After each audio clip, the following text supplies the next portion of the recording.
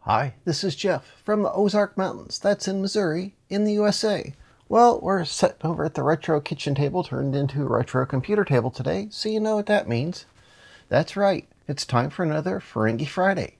That's where we take a look at the recent acquisitions that have made their way into the shop. Remember, the 64th rule of acquisition clearly states that vintage computers are always a wise investment. So grab yourself a black cup of coffee or a black hole, and let's jump right in. Thanks to PCBWay for sponsoring this episode. You can get circuit boards made there, you can get circuit boards assembled, and all sorts of other prototyping services. So head on over to the PCBWay website and check out their Christmas Festival 2021. There are free coupons, special offers, and even drawings. Go check them out.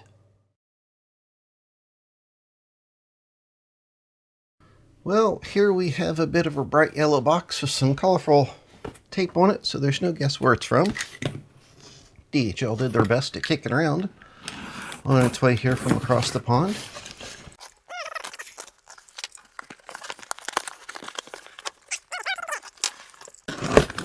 There we go.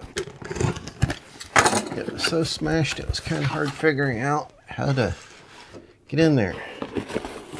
Some yummy blue peanuts, some bubbly wrap, some more bubbly wrap,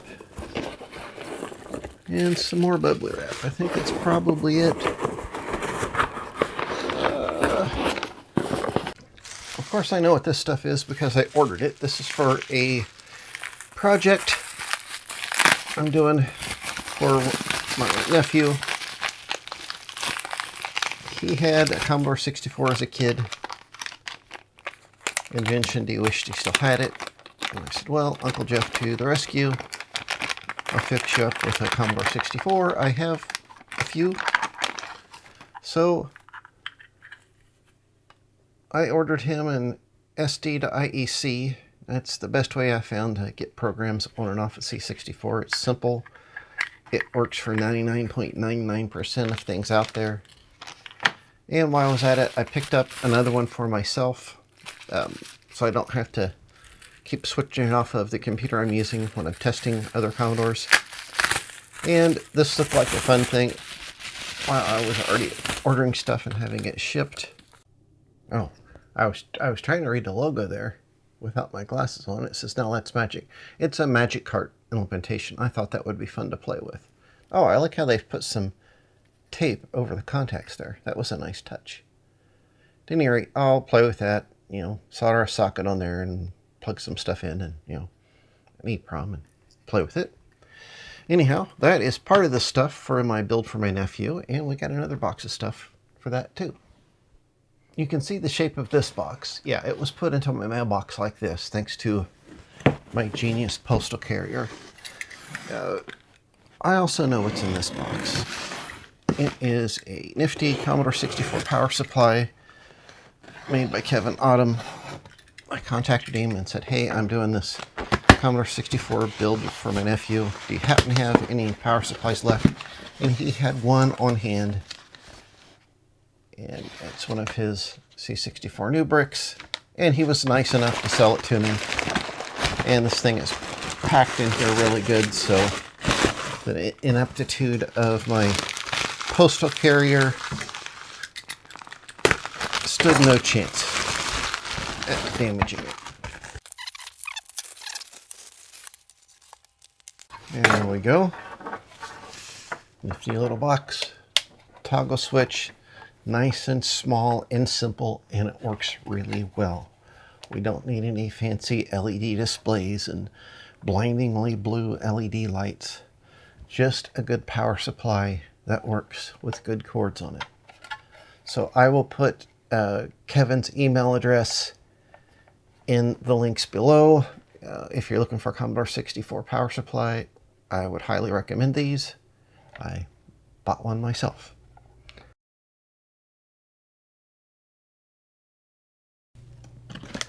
This one I have already partially opened. And I found this from a guy on Facebook. I'm watching a series of videos from a guy in the UK about these Psion organizers, and I was really fascinated. And one popped up on Facebook for a reasonable price. Well, that's a nice little case. Oh. So I picked it up. Datamax International Inc.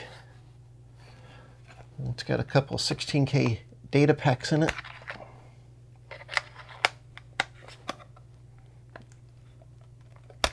There we go. I think that slides off, and there's a battery compartment down here. Yeah, it takes a 9-volt, and luckily that's nice and clean. So I'm guessing this thing is going to work fine. So that'll be fun to play with. Kind of a different take on organizers back when people were making PDAs and kind of experimenting with, you know, what would work, what people would like, and whatnot. I generally prefer a landscape format, but this is an interesting idea too. We'll have fun playing with that. It's got another expansion slot type thing up here. So, the guy I was talking about on YouTube that's been doing all the things for the Psion, I will put a link to his YouTube channel below. Go over and check it out and subscribe. He does a lot of interesting projects.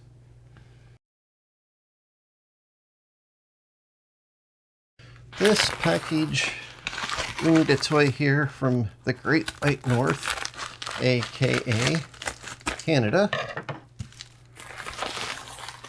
And wow, did a really good job packaging it up.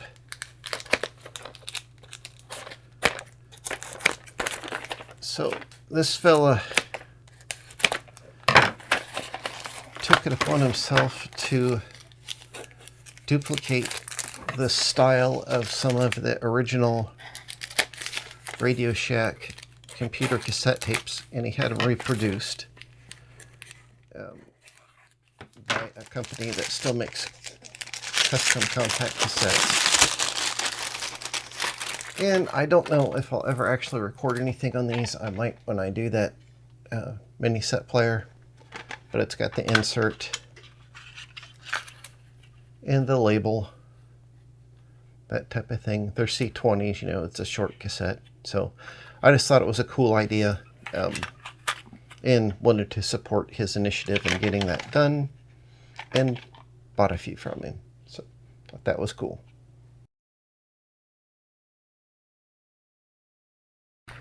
These two items were purchased separately, but they are related. I opened one already to check it out. We'll open this one now. Yeah, I'm not sure why people send delicate things in envelopes, but at least it has some additional bubble wrapping there. This is a Sharp PC1270 pocket computer. It is a wee little thing in the box with the plastic, and you'll notice it says Ford Credit Union on here. And it's got the manual with it. And you'll notice a distinct lack of buttons and some funny, unique buttons on here. It's got a little plastic storage doohickey like a lot of Sharps do. Oh, see, this is why you don't ship stuff in envelopes, because it gets popped apart like this. Unbelievable. So we'll have to pop that apart. And you'll notice this little deal on the back here, micro comp products. So this is actually a program card, a RAM card that you plug into here, and it is a fixed set of programs for a dedicated purpose. I'm going to do a special on this. This is kind of a weird little idea for a pocket computer. So there's another sticker here that says Red Carpet Cop Computer. So this would have been used by, you know, if you went into a Ford dealer to get financing on your new vehicle, they would have used something like this. It was a quick, easy way, I guess, to get a inexpensive computer into the hands of the dealerships that everybody could use without a lot of unnecessary complications. You know, with that program cartridge in there, things were built in, it could be changed out easily, that type of thing. Oh, there's another overlay in this bag, kind of a generic overlay, I think. I actually saw somebody who was buying these and refurbishing them, and they made their own program cartridge for it to do automotive things, for calculating fuel calculations for race cars, which seems a little funny, but I guess, you know, if you can just carry this around with you to the racetrack and not have to use a laptop or something, that might have some value. This one I opened already. You notice I shipped it in a envelope and the wrote fragile on it. Those two things do not go together. I cannot fathom that line of thinking, but you know, what do I know? So this is in pretty good shape. There's a little wear on this corner of the thing there, and this is another 1270 in very good condition with the printer and cassette interface. So here we go. The battery compartment looks like it might have had some crusty batteries in it at one time, so we'll have to investigate that.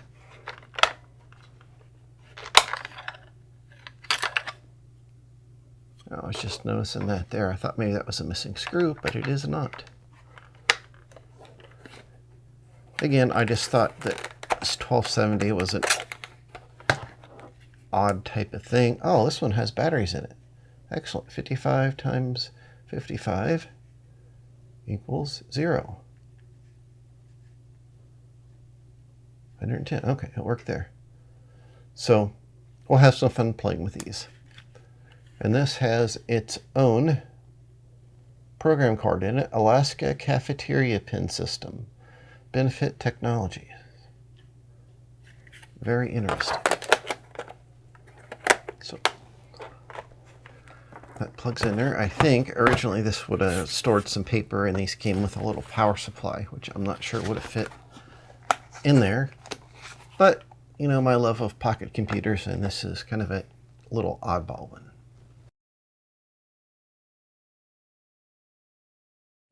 Finding original documentation is always exciting. This is an eBay find. It is Epson HX20 Basic Tutorial Volume 1 and 2. Still in the shrink wrap. All the dirty stuff you see here is on the outside. So these being spiral bound, these will be easy to take apart and scan, and have some nice quality scans and searchable PDFs and things like that. Whenever I have time to do that, I'm very happy to find these. And then I found the Sharp PC-1500 Technical Reference Manual. There are scans of this online of various qualities, but none of them are good enough to make searchable PDFs, which is unfortunate. This one was in pretty good shape. It suffered a little bit in shipping thanks to my mail carrier, folding it up and sticking it in the mailbox. So I will attempt to make a better quality scan out of this. The pages are kind of thin, so it's going to be a little difficult to get a good quality scan, but that'll be nice. And more PC-1500 stuff. You know, that's my favorite pocket computer. We have an 8K RAM module, which is, you know, nothing too spectacular about that, but it's fun. And then we have this little oddball right here, the CE160. It says program module with battery. Well, this is a module that holds a program that you can't overwrite in the computer itself. So the idea would be sort of like on that PC-1270 we saw. If you were deploying these in the field and you wanted to provide some programs to the operators, there was an external device where you could program these, then you plug it into the pocket computer and they could run the programs. They just couldn't overwrite it. So these don't show up that often, so I dumped the chance to have one of these. You can short a couple pins to be able to program these, and I thought that might be fun to play with. It might be fun just to see what's on this guy. Okay, here we have a quite large box. It is about 7 kilograms, 15-ish pounds. And this is more PC 1500 stuff, but it includes a lot of documentation. I really didn't need another PC 1500, but it seemed, better to keep them all in one shot. These packing pillows really don't do a good job with heavy stuff. I wouldn't ever suggest using these. Bubble wrap, newspaper, that type of thing is better. That big packing pillow stuff just pops apart. So we have an original PC 1500 instruction manual. Well used, written in, but I like that. It shows somebody really used and loved this thing. To remove lost program. See all their notes and everything. This is a well-used, well-loved manual. It's probably had some food spilled on it over time. Let's see if we can slide the box over there. Yeah, that might work better. And PC 1500A applications manual. I love original documentation like this. This one's in nice shape. Oh, there's some other manuals inside here. PC 1500 software manual and the CE 150 manual. That's a nice surprise. Another CE 150 manual. Go ahead and stick it in there. And I thought these were rather exciting. This is some notes in machine language programs, copies that somebody had made out of different things. This type of stuff is so fascinating to see what people are interested in, what they were working on.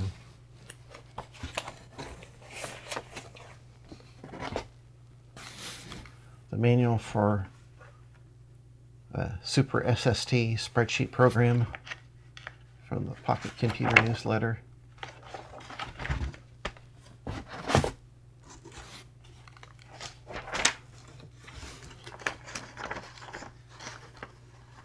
Some more copies of programs and some notes. And oh, that writing is much better than my writing. This type of stuff is so nice. And you don't hardly find these, and then I found two within a short period of time. So I guess I can keep one in original condition and slice the spine off the second to make scanning easier. But another PC 1500 technical reference manual. That's upside down. Some more original documentation. Some original editions of the Pocket Computer newsletter. Very nice. There are scans of these online, but there are various qualities, and these are originals in much better condition. That'll be fun to read all those. Very exciting.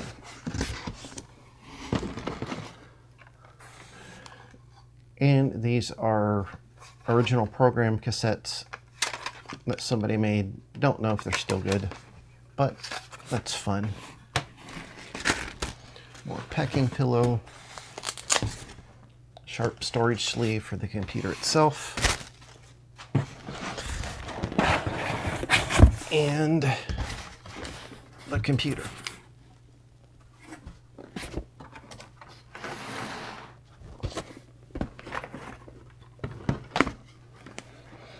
So it came in the carrier with the CE 150, and it didn't look to be in bad shape. I made a deal to buy the whole thing as a lot, and I really wasn't after this, but it seemed a shame that somebody spent a lot of time and effort putting together this whole system from back in the day, and it seemed a shame to split them up. So, and this doesn't look too bad as far as battery leakage from the NiCads in here, but you never know until you take it apart. Oh, gosh, I've try to get this. It's going to be tight in there. You can also look in here for signs of battery leakage, and that looks fine. The back of this unit looks fine. There's no batteries in it right now. So, all in all, I'm very happy with this. These are both in good shape, and of course, if you were walking about and you didn't want to take this whole thing with you, you could slip the computer in this pouch to protect it. So, and of course I have gears to fix up the printers and these things.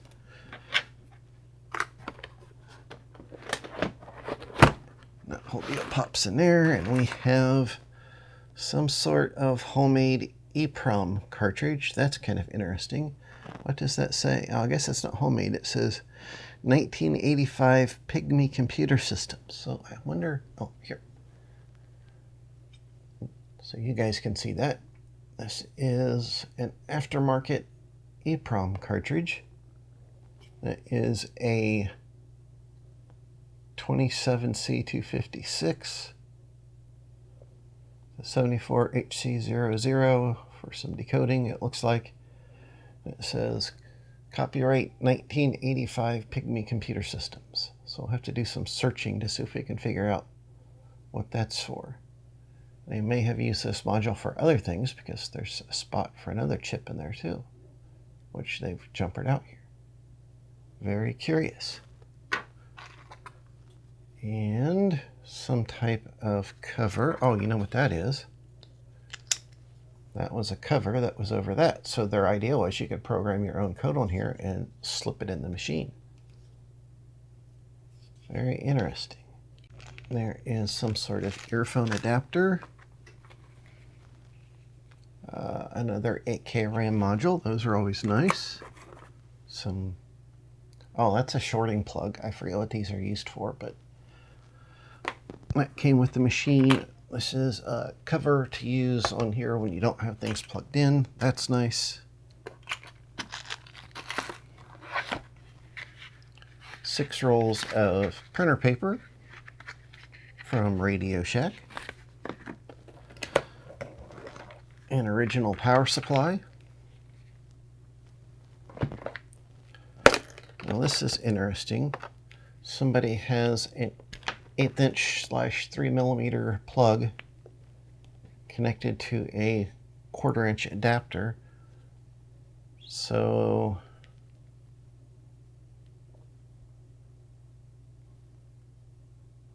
yeah, I'm not sure why they would have done that. Maybe to hook it up to some hi-fi equipment. That's kind of interesting. An overlay for the keyboard. Well, interestingly, the Radio Shack version of this had a different keyboard layout, so the overlays had to be different. Set of pins for the plotter.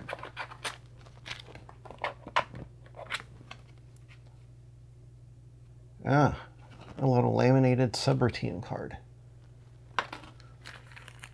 And what's this? Another laminated... Oh, this this is a laminated set of all the opcodes. Very interesting. And these are this is the opcode dialect that was published in the Pocket Computer newsletter that someone reverse engineered on their own before Sharp actually released the official documentation. Got a program printout here, another program printout, and they made like a little pocket-sized edition of some programs. And I'm not sure what this is about.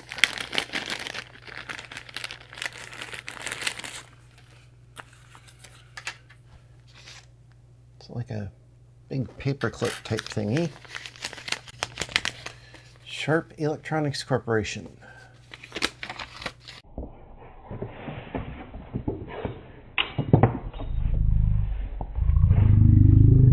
Somebody's personal information there. And they ordered 12 motor gears. Oh, I'm guessing they had ordered pinion gears for the printer. Those were prone to break even back in the day.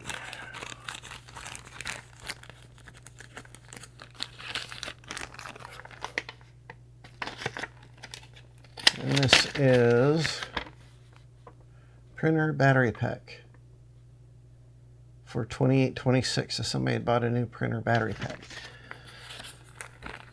People used to try to keep the printer part here plugged in all the time, thinking they were going to save the battery, but what that actually did was just boil the battery dry. On these old portable equipment, there's really no charge controller built into them. You're supposed to plug it in for a predetermined number of hours, like overnight or 8 hours, and take it off, and that's it. If you keep it plugged in, it overcharges the battery and destroys it. So this is in good shape. I'm very happy with it. I am super excited about all the documentation. That's a lot of fun to find some original documentation like that and somebody's notes and things. I really, really love that.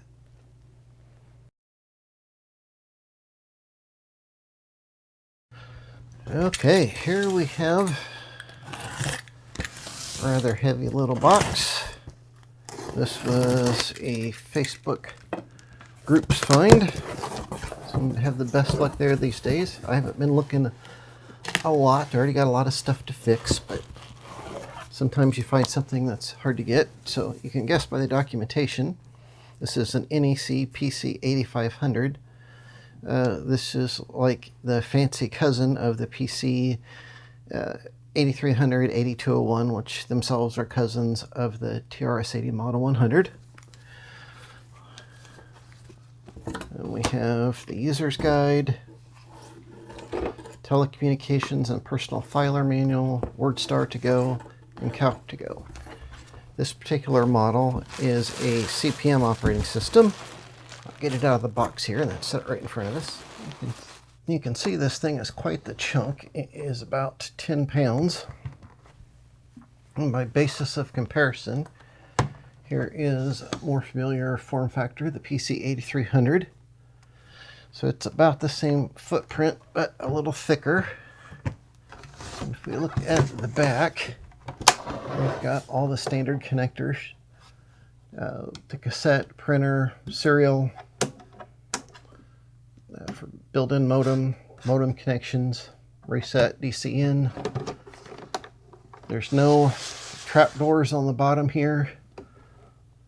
Memory backup battery, contrast and power, and this is for the expansion connector, which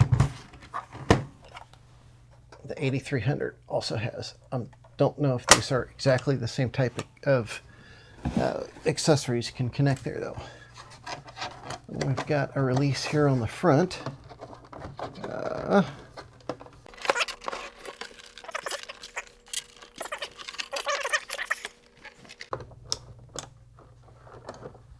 Okay, it's got a little button here on the side to lock it in.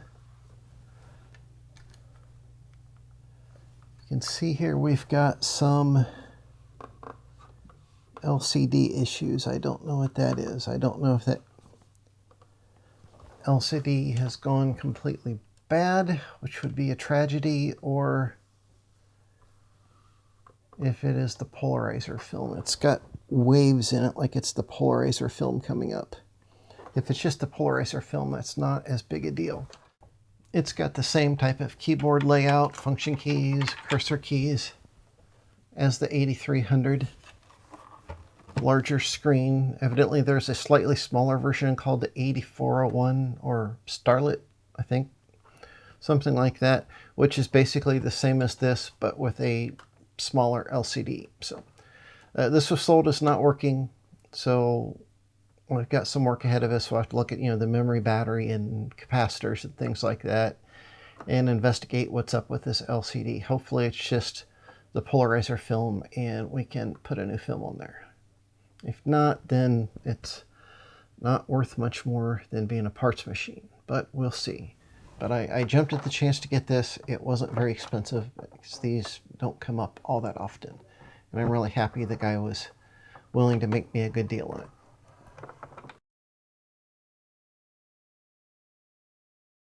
Well, that was a lot of fun looking through all this stuff and discovering all this original documentation and someone's notes and laminated quick reference cards and things like that. That's really a treat. I appreciate you joining me. If you have any questions or comments, well, just leave them in that comment section down below. I would love to hear from you. Thanks to everyone who helps support the Hey Birt channel through Patreon and other means. It is greatly appreciated. Well, until next time, bye.